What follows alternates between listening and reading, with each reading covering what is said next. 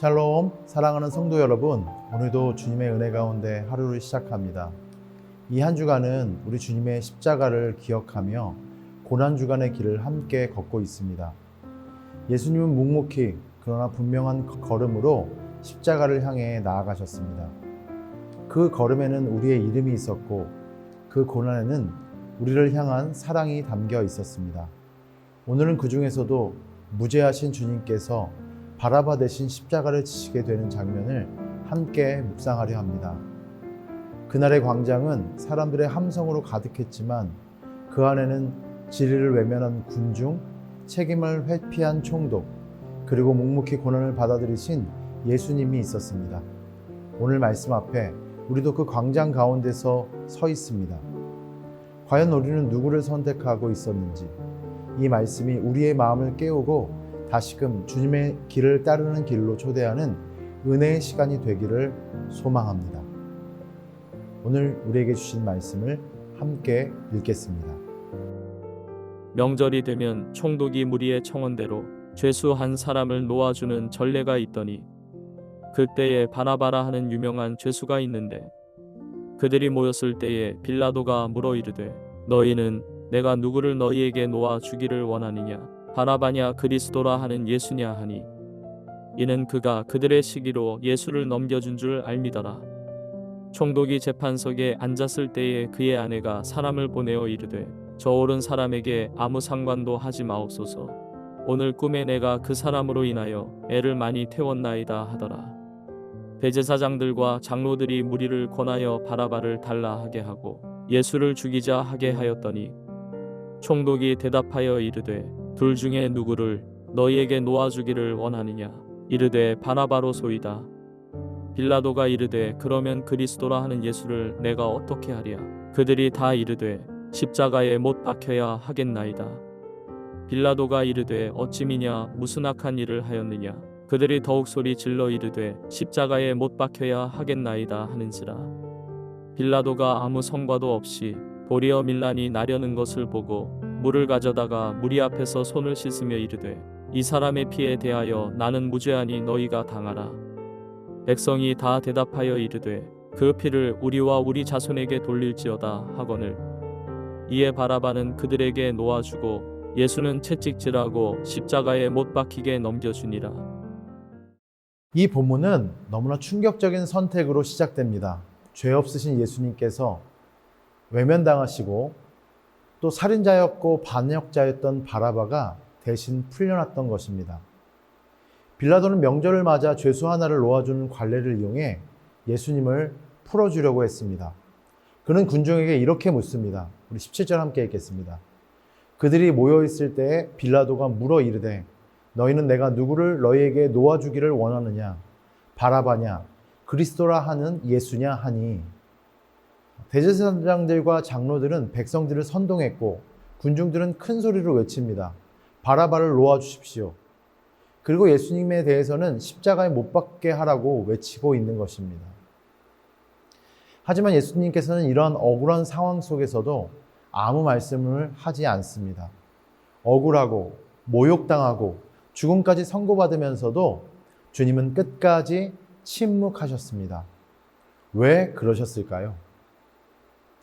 예수님은 이 고난이 아버지의 뜻임을 아셨고 그 십자가가 우리를 살리기 위한 길임을 알고 계셨기 때문입니다. 예수님은 바라바가 석방되도록 내어주신 것처럼 우리를 살리기 위해 자신을 내어주신 분이십니다.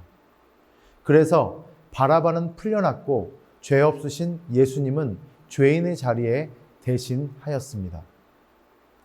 우리는 바라바와 같은 존재입니다. 하나님 앞에 설 자격도 없는 죄인이었지만 예수님의 희생으로 자유함을 얻었습니다. 우리는 다 양 같아서 그릇 행하여 각기 제 길로 갔거늘 여호와께서는 우리 모두의 죄악을 그에게 담당시키셨도다.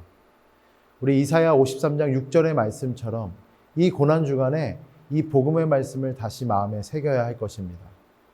나는 바라바처럼 살았음에도 불구하고 예수님의 자리를 대신 얻은 자임을 잊지 않아야 합니다.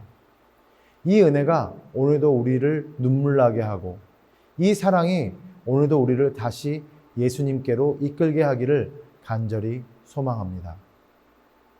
예수님을 놓아주려고 했던 빌라도는 결국 군중의 압력에 굴복합니다. 그는 진리를 알았지만 그 진리를 지키려고 하는 데는 실패했던 것입니다. 그는 그 순간 자기네 책임을 회피하고 싶었습니다. 그래서 24절 이렇게 표현하고 있습니다. 빌라도가 아무 성과 없이 도리어 밀란이 나려는 것을 보고 물을 가져다가 무리 앞에서 손을 씻어 이르되 이 사람의 피에 대해서는 나는 무죄하니 너희가 당하라. 손을 씻었다고 해서 죄가 사라지는 것이 아닙니다. 눈에 보이는 행동으로 양심을 속일 수 있어도 하나님 앞에서 책임은 결코 씻어지지 않습니다. 빌라도는 무죄하다는 것을 알면서도 자신의 입지와 정치적 안정을 위해 예수님을 넘겼습니다. 그는 세상의 소리 앞에 진리 대신 타협을 선택하였던 것입니다. 이 장면은 오늘을 살아가는 우리에게 매우 중요한 질문을 던집니다. 나는 지금 무엇을 위해 예수님을 뒤로 미루고 있는가? 나는 혹시 진리를 알면서도 침묵하고 외면하고 있지는 않은가? 세상은 여전히 빌라도처럼 말합니다. 나는 무죄하다. 그건 내 책임이 아니다.